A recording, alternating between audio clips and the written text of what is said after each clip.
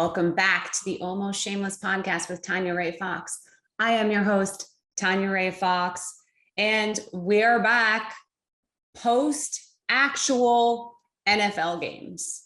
The Patriots have played an actual NFL game, the first preseason game of the post Tom Brady era. I realized last night that I have never watched a preseason game during which Tom Brady wasn't the presumed starter, during which Tom Brady wasn't on the team. Because when Tom Brady took over the Patriots in 2001, I was a young teenager.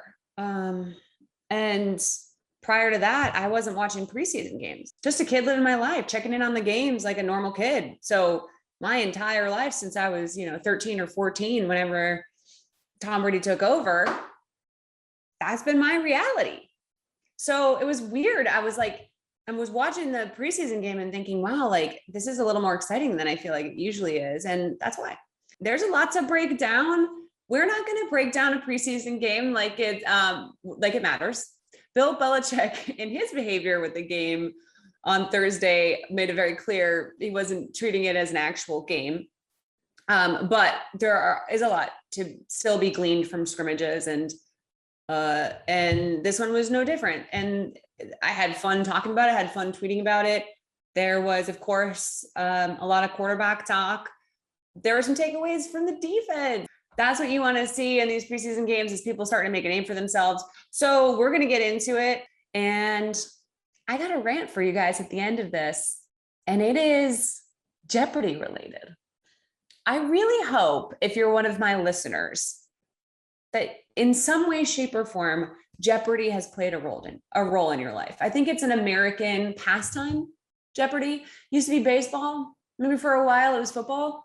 And I think that entire time since the 80s, Jeopardy has been the true American pastime. And I think I have to go through a mourning period with my relationship to the great game itself. So we're going to get into it. Before we get into the Patriots preseason game and Mac and Cam and everything else, I want to start here.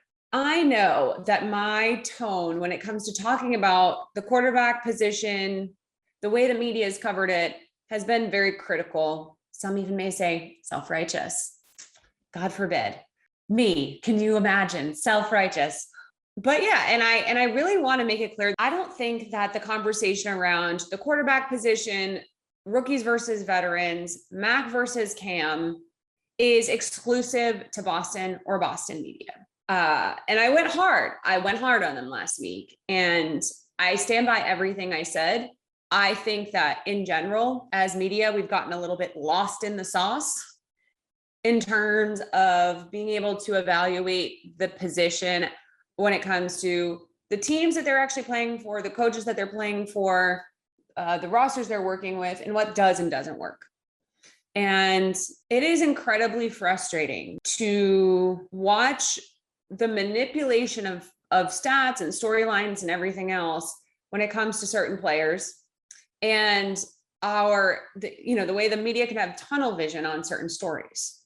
For example, there is not nearly as much conversation about the starting quarterback spot over with the Bears, right? There's just not as much conversation about it in national media, even though they're in the same boat. They have a veteran and they have Justin Fields. So it's Andy Dalton and Justin Fields. They have the same situation where who knows what could happen. And I refuse to believe that a large chunk of the media thinks Andy Dalton is better than Cam Newton. I just can't believe that. I can't possibly understand what's going on, why the same stress and anxiety nationally and locally isn't happening with the Bears. And maybe, the thing is, I've been told over and over again, the Patriots don't matter anymore. Tom Brady's gone and they're irrelevant. But nobody's treating it like that. Nobody's treating it like that. I can tell you, reading those tweets during the preseason game, watching how people reacted to how comfortable and solid, Mac looked for a rookie coming out there, watching the way people want to turn that position, that battle into something it's not. That's not happening elsewhere. Not the same way. This perception about the type of quarterback that Cam is and can be has plagued him his whole career. So I don't want to make it exclusively about Boston media, because the media at large is responsible for this. And there's a few examples I'm going to share with you later on in the podcast about that. Meanwhile, it came out earlier in the week that Urban Meyer is calling the quarterback position a quarterback battle. He is saying that Trevor Lawrence and Gardner Minshew are both in contention to start the season. Now, Urban Meyer is a wild card. Never, not an NFL coach. We've never seen him be an NFL coach. So this is his first shot at it. And he does things his own way. So I personally wouldn't be super shocked to see him start Gardner Minshew over Trevor Lawrence. And maybe that wouldn't be the best for business in Jacksonville, especially considering, Trevor Lawrence is the big name, the billboards, the future, the savior of the franchise. But football wise, you guys know where I stand. First of all, I think Gardner Minshew is really good. Maybe really good is an overstatement. I think Gardner Minshew is better than he's had the chance to show playing for the Jaguars. He's had real great moments of brilliance. He's an accurate, high completion guy. So I think there are worse things in the world that could happen than for Trevor Lawrence to sit on the bench and watch a little bit behind somebody like Gardner, who is a dynamic personality. I'm sure gets along really well with, in the quarterback room with the other guys. There's all these different nuanced things going on around the league with how to handle these high-level rookie quarterbacks who are coming out of, more pro-style offenses in college, who are maybe more prepared to lead a team to success in a rookie year, versus the fact that veteran quarterbacks are playing longer than ever. Guys aren't retiring at 32, 33, 34 years old. People are playing into their late 30s. You've got these competing ideals of bringing the young guy, get him going, get him in. And if you've got a guy who's in his early 30s, he could still have 6-7 more years left in his prime. And we can't seem to find our place in that landscape. Moving specifically to Mac and Cam, let's just look at it clinically from the way Belichick always operates. First game of the preseason, the starter took the first few series. Cam took the first few series. He completed 4 of 7 passes for 49 yards. One pretty good throw to Jonnu. There were a couple good passes in there. He seemed improved in his quickness on the screens and those short intermediate passes, which is what you were looking for from last year. That's where he really, really struggled. And it's never been his forte. So they're clearly trying to bring him along on that front. Didn't give him a lot of chances downfield. In my opinion, it's because they don't need him to. Cam's a good downfield thrower. He was good throwing downfield last year in the very limited capacity they were able to do that with the personnel that they had. So I don't think Belichick was looking to use Cam in that way in that first preseason game. It was a chance for Mac to get reps and meaningful reps against a good defense in Washington. So they did that. And I thought that his reps were really meaningful. Everything everybody's been saying coming out of training camp is how composed and poised he is. And I saw that. He didn't look nervous at all. I think back to over the course of the last 5, 6, 7 years, the rookie quarterbacks coming in and playing Garoppolo, Brissett, Stidham. And in that first game, you could just see a little bit of those jitters, see a little bit of those nerves, regardless of how well they played. And we will get to that. There was that rookie energy. And Mac didn't have that. And I think that's the big thing. I think that's the attractiveness of a Nick Saban quarterback, somebody who played at Alabama. You're not going to get much closer to playing in the NFL, playing for Bill Belichick, than playing for the Crimson Tide in college. And there's a reason that the last 3 Alabama quarterbacks are potential starters on NFL rosters right now. The question is, can any of them become an NFL success? And, Tua beat Mac out for the job before Mac was able to get it after Tua left for the NFL. People have a lot of questions about what Tua is going to be capable of doing it down in Miami. Things aren't sounding great for Jalen Hurts in Philly, but again, Philly media is hard. They're even harder on their people than Boston is. So who knows? Until Jalen Hurts, gets them to the postseason, they're going to talk about him like he's trash. It's very hard to win people over in Philly. So until I actually see some of what he's doing down there, it's going to be hard to tell where his ceiling might be. one of those guys is probably going to succeed. It'd be shocking if more than one of them was a real tried and true NFL starter, because that's just hard to do. But if anyone was going to churn out these types of guys, it's going to be Nick Saban. The question is, does Mac have the explosiveness and the athleticism and the diversity of skill to hang with some of these other really dynamic quarterbacks coming out of school? The Justin Herberts, the Trevor Lawrences. We'll see what happens with Zach Wilson, but that's a guy with a low floor and a really high ceiling. How does Mac fit into that? He looked yesterday like a rookie game manager. That's not a criticism. That's a compliment. He wasn't super accurate, but he wasn't bad. Made a gorgeous throw downfield that I think was more for him to get the throw under his belt than any belief that it was necessarily going to get caught. When he threw it, I watched the video a couple of times. He threw downfield to the left corner of the end zone. The receiver was like in tight man coverage. Like he was draped before Mac even threw the ball. This guy was on him. So it was a bit of a Hail Mary in terms of whether it was going to be caught or not. But I liked seeing his placement and taking the initiative to throw it. The quicker passes, the shorter passes, they were a little messier. The running backs did a lot yesterday for both quarterbacks in terms of making them look good at the end of the day on the scoreboard. Ramondre Stevenson had an incredible game. James White, we got some vintage James White action. That was really cool. Damian Harris looked like he was running really well. This team is going to rely on the run game. We've always known that, regardless of who is under center. And Belichick seemed to insinuate that with a lot of the game plan on Thursday night. But when it came to evaluating the quarterback, and when it came to the media's reaction to evaluating the quarterback, it was interesting to watch because for years, we've seen the same sort of thing. Starter takes, the first couple of series, rookie or, second stringer plays out the rest of the game. You bring in the third string guy, give them a couple reps. That's kind of how it's been.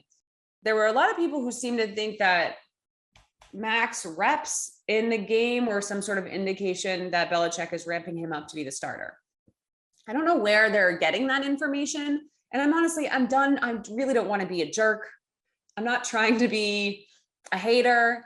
I just don't know how you draw that conclusion. Mac was fine.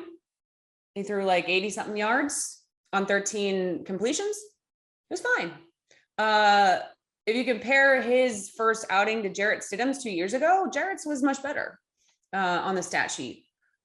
Like I said, Jarrett didn't look as comfortable physically on the field, but he performed and he had people kind of impressed. 2 years ago, we did the same thing. Could this guy be the guy of the future? I mean, there's a reason that people last year thought Jarrett Stidham might win the job over Cam Newton. And it's probably because of those preseason games. There's just this weird thing happening where it's like the rest of the country had these low expectations for Mac, but they have even lower expectations for Cam because they've always been biased against Cam.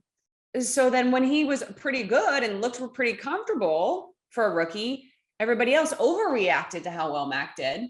Mac Jones is going to be an interesting guy to keep an eye on because he's still got a lot to learn. And I'll say, I think that the overreaction to Mac's game is much less about anyone's belief in Mac after watching him throw 89 yards in a preseason game, and much more about people's lack of belief in Cam Newton and their very weird desire to watch Cam fail. I don't know what it comes from. I think at this point, for a lot of media, it's people who want to see him fail because they've said he's going to, and they want to be right. And that's a real shame because when Cam Newton isn't failing, when he's really good and he's playing at a high level, he's one of the most exciting football players to watch in the NFL. And so it's a shame to watch people actively root against him just for the sake of being right. We are all going to be wrong at some point. We're all going to be wrong. It's not that big of a deal, but don't try to sell me a bill of goods that Mac Jones looks like some superstar last night. He was fine. He was fine. It was good. I'm happy with it. It was not the standout of that game. Like, I mean, he was a standout of the game if you wanted to make it into that, but he wasn't. Ramondre Stevenson had a really great showing. Loved what we saw from him at running back. Josh Uche had a good game. You gotta love Michigan linebackers coming in and getting it done. Belichick loves him, a Michigan defensive player. Matthew Judon is who we thought he was. Man, he looks like he could really be a legitimately disruptive force on that front line. And that is a huge deal because we've talked about it all offseason. The front seven of the defense needed to get better. And Matthew Judon looked exactly like what they needed last night. And then, maybe even the co-star of the game was old Quinn Norton, the kicker out of Michigan, who was looking for jobs on LinkedIn when he got a call about trying out for the Patriots. He did a great job. He was really impressive. His range is great. You have to wonder, like, are the Patriots going to luck into the kicker of the future here? I tweeted last year, it was weird. Before they got Nick Folk into a rhythm, it was weird to not be able to rely on a kicker. Patriots fans have not had to deal with that. Going from Vinatieri to Gostowski, like, the kicker position was always really solid. And there wasn't all that, like, terrified feeling that you're going to miss a 35-yard field goal or miss a point after. And, early on last year, that's what it started coming to. You don't like the feeling. I mean, Nick Folk, big kick Nick, he pulled us out of it, but it wasn't fun. So overall, I'm not going to sit here and do an all 22 on a preseason game against the Washington football team. It's silly. We know who the standouts were. We know what we saw. We mentioned some of the standout players. I liked the way the defensive line and the linebackers looked. The secondary looks a little lost without Stephon Gilmore. Any secondary that has Stephon Gilmore and then doesn't have him is going to look a little lost without him. So fingers crossed that they figure that out with Stephon, because I think that defensive unit is poised to be something really special this year. Obviously, you can only judge so much off of playing Taylor Heineke. It was an exhibition game. We could only pull so much from it. Bill Belichick wasn't challenging shit. Mac threw a pass to Jacoby Myers, like big front toe, that Julian Edelman right under his hands. I mean, it was absolutely gorgeous. I fucking love Jacoby Myers. I really, really hope that regardless of what happens at the quarterback position, that he has taken advantage of this season even more than the last 2 years. Doesn't he have that, like, next man up for Julian Edelman feel? Doesn't he feel like the guy who's just going to be the workhorse for the next 10 years? Like, he's just got that vibe. And that pass, like, he did not have to make that catch in a preseason. They didn't call it a catch on the field. They got a little screwed out of that one. Jacoby more than Mac, because the ball shouldn't have been caught anyway. But it was really cool. I love Jacoby Myers. N'Keal Harry led the team out of the tunnel. Could it be? Are we gonna see N'Keal Harry breakout season? I don't know. When I talked about the N'Keal Harry stuff on the podcast a few weeks ago, I talked about the fact that, like, Bill Belichick's not the type of guy to go out to spend a first round pick on a guy controversially and then just throw his hands up after 2 seasons and say, like, yeah, leave, go, I'm going to get nothing for you. Like, he doesn't do that. He'll let his players go. He'll let his high-end draft picks go, but not without getting something in return. And I don't know what happened. I don't know if N'Keal's grandma sat him down and had a conversation with him. I don't know if Belichick had a heart-to-heart, but N'Keal's had a great camp. And he, being at the front of that team as they came out on the field on Thursday is got to count for something. So, sometimes you just got to get over the growing pains, and hopefully we see a reinvigorated guy on that front. Once again, Hunter Henry is hurt. I guess we should have seen this coming. Hopefully he'll be healthy to start the season, but got a couple of those moments with Jonnu Smith that you're hoping to see. This was looked at as one of the most improved rosters across the NFL after the offseason, and I think that they proved. And I think that they showed in their first preseason game that this team is going to have a much better chance of winning games in 2021 than they did last season. regardless of where you stand with the Cam Mac thing, and you guys know where I stand, and I'm going to stay there. This is a roster that you can win with. Do I think you can win with a rookie quarterback with 2 games against the Bills, 2 games against the Dolphins, the Bucs and Tom Brady at Gillette, a game in LA against the Chargers, game against the Browns? I mean, really good rosters, playoff potential teams with a rookie quarterback? No, I don't. I don't think Mac's there yet. I don't think any rookie quarterbacks are there. I never do. I don't think Trevor Lawrence is there. I don't want a rookie starting this year, not with this team. I want Mac Jones to get that Patrick Mahomes treatment. I want him on the bench learning every single minute of every single game. That's what I want. And he seems to be a really smart, really intense, serious kid who's ready to do the work. Let him do it. Let him do the work. It's going to be the best thing for him. I promise. Stop wishing away Cam Newton. Stop wishing away what they could do in play action. Stop wishing away what they could do on the ground, what they could do with RPOs. Think bigger. I promise you, this could be really cool. Before we leave the NFL and Patriots talk behind, I just want to say, there's been some talk from people I work with, talent on Fox Sports that I work with, and people elsewhere, about the Tom Brady versus Belichick debate, which will never go away. But more specifically, there's been talk about Tom Brady's relationship to the Patriots, how he feels about his time with the Patriots in anticipation of the game in early October. And I just want to make one thing clear before the 2021 season starts. For you guys, for the fans, people are going to tell you that Tom Brady put up with a bunch of shit. Tom Brady hated the way things went in New England. They're going to take the last 20 years and diminish them because that serves a narrative they've always been trying to sell. In their Super Bowl drought, it was, this is why, Tom Brady can't win without a top defense. When they started winning again, it was, okay, well, how long can Tom Brady do this? He's getting old.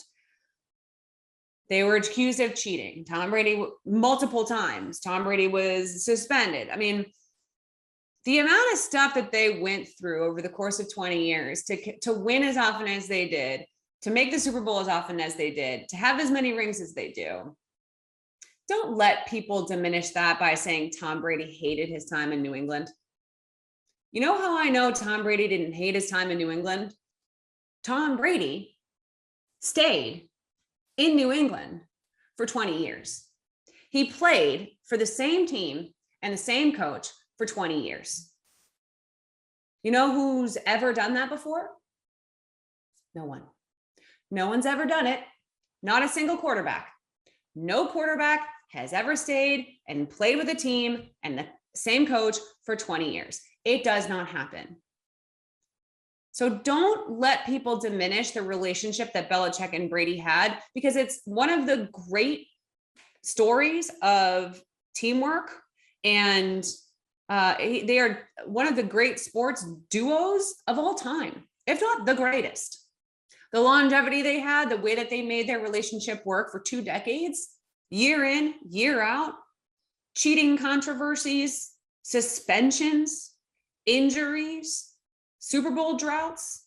Don't let people diminish that because Tom Brady is 44 and having a little bit of a midlife renaissance and enjoying being tan in Tampa.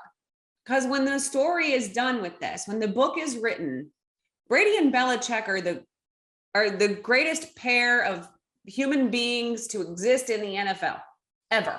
They elevated each other in a way that no one else ever has. Nobody in sports, especially in this day and age with the amount of power that players have, players don't stay for 20 years with the same team. They don't develop a father-son-like relationship with team owners the way that Brady did with Kraft. Brady's time in New England will never be replicated. You will never see a coach-quarterback relationship like that again. You'll never see it. You'll never see it. The closest thing we can even possibly consider is Patrick Mahomes and Andy Reid. And we are only 4 years into that experiment. Patrick Mahomes has another 16 years to go with Andy Reid, which probably won't happen, unfortunately, because Andy's older at this point in his career. But imagine it's another 16 years. Imagine Patrick Mahomes playing for Andy Reid for another 16 years. And then he leaves to go play for another team because he's gone to 9 Super Bowls and won 6 rings. And he's felt like he's done everything he could do with the team. And people saying, wow, Patrick Mahomes was miserable. He hated it there. Andy Reid really rubbed him the wrong way. What? What? Can you imagine that? That's what people are doing. Don't let them do it. As we enter this season and prepare for that game, which is going to be one of the biggest regular season NFL games of all time, just remember, do not let them do it. Tom Brady and Bill Belichick are the greatest, not even in the NFL, I'll say it right now. Tom Brady and Bill Belichick are the greatest American team sports duo of all time. Don't let them do this. There's plenty of evidence that Belichick and Brady really cared about each other and had a great working relationship. And most of it is 20 years, 9 Super Bowls, 6 rings, and 4.5 million division titles. Done with the narrative twisting. I'm not letting this stuff go this season. Okay, before we close out the show, guys, they have announced the new Jeopardy hosts moving forward. They've decided on their permanent Alex Trebek replacement. Alex Trebek, perhaps the most iconic game show host of all time, certainly one of the most beloved, worked up until weeks before his death on a job that he considered the pride and joy of his life. They are replacing him with something called Mike Richards. And they're going to use Mayim, I don't even know how to say her name, Mayim Bialik, as a host for special events and primetime events, whatever. But Mike Richards is going to be the day-to-day new host of the show. Now, if you don't know who Mike Richards is, you're not alone, because nobody does, because he was just sort of a middling game show host on different game show host networks, shows, and things like that. Just a tall, bland, white dude with a name like Mike Richards. And he was actually the executive producer of the show. And when there was a scheduling issue with one of the guest hosts, the show was like, all right, yeah, okay, we'll just move things around, whatever. And, you know, this is reporting from behind the scenes. Reportedly, Mike Richards was like, no, we can't make it work. I'll just do it. So he appointed himself into the guest host role because someone else had a minor scheduling issue. Then got on TV and was like, oh, I hate to have to do this, but we've had some scheduling issues and I'm stepping up to the plate. I'm going to totally step up to the plate in Alex's honor and do this job. I'll never do it as well as he did, but I'm going to give it my best. And so he guest hosted. He did a fine job, professional host / game show producer. He knew what he was doing. Nothing special. And there's been all kinds of great guest hosts on before, instance, including LeVar Burton, who has openly lobbied for the job, would really love the job, and is beloved by Gen X and millennials alike. And shockingly, Mike Richards, executive producer of the show, appointed himself, apparently, the replacement host. I have to tell you guys, the reason I'm venting this on this podcast is because I am heartbroken. I DVR Jeopardy every day, and I'm always like, 45 episodes behind, but it's on my DVR. There's always Jeopardy queued up on my DVR. Me and my husband watch it all the time. I've been watching it since I was a child, like literally since I was in playpen on the floor watching Jeopardy. And like, it never occurred to me that they would bungle the new host, because Alex was sick for a few years before he died, and they were preparing for so long. I was like, all right, well, it's probably going to be Ken Jennings, right? That makes a ton of sense. He's incredibly, media and TV savvy. He's charming. Everybody loves him. He is a part of the family. And then, like I said, there's like all these other famous hosts who, came in and were interested. I thought, honestly, as much shit as I give Aaron Rodgers, I really liked Aaron Rodgers as the host. He grew on me after he settled into a rhythm. And he certainly seems like he has a lot more fun hosting Jeopardy than he does playing football. I thought he was great. He wouldn't have been my pick to be. I really want somebody who like sees that job as their everything, because that's the integrity that the job deserves in Alex Trebek's memory. But I just never imagined that they would screw it up. I never imagined. They had so much time. They had so much time to get it right. There's no way before Alex died, he was like, make Mike Richards the host. And I am at the point where like it might cause a divorce between me and Jeopardy. I might have to call it. If I want to boycott the show until they change the host. And I am not a boycotter or a canceler or anything. This guy is like so lame. There's rumors out there of him, sort of being kind of a prick and harassing people on former jobs, and just like, there's so many people who don't have these things lying around and don't have these complications, and who aren't bland white dudes who look like they were put into a machine to create your average looking game show host. Like, this guy is just so unremarkable in so many ways. And I don't mean you can't, like, if you want to bring in an unknown and create a whole new legacy, then do that. But they've got to pop off the screen, regardless of gender or race or whatever else. I don't care about that. It's just that, like, if you're going to give me a bland white dude, he better be really charming and cool. Give me that Ken Jennings action. Give me that Aaron Rodgers action. Like, this is just a massive bummer. It genuinely has been weighing on me since I read about this in the last couple of days. And this may end up freeing up a lot of space in our DVR in the future. But we've got very few of our game show legends left. Pat Sajak and Vanna White are hanging in there. But we can't let this be a precedent that we've set. We can't let them replace the great and powerful Vanna White with some like 23-year-old TikTok idiot. What if that happens? Then what? It's a slippery slope, and I'm not standing for it. So stay tuned for my plans on my Jeopardy boycott. We'll see when it has to start. Anyways, thank you guys for listening. Thank you for joining me. We're going to have a lot to talk about from here on out. Football is back, and that is huge.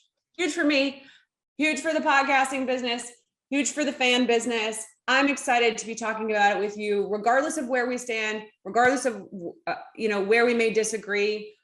Inform yourself, come in prepared for debate and argument. And if you're prepared to debate in good faith with me and have a tense back and forth, hit me up on Twitter. Let's debate it. Let's argue it out.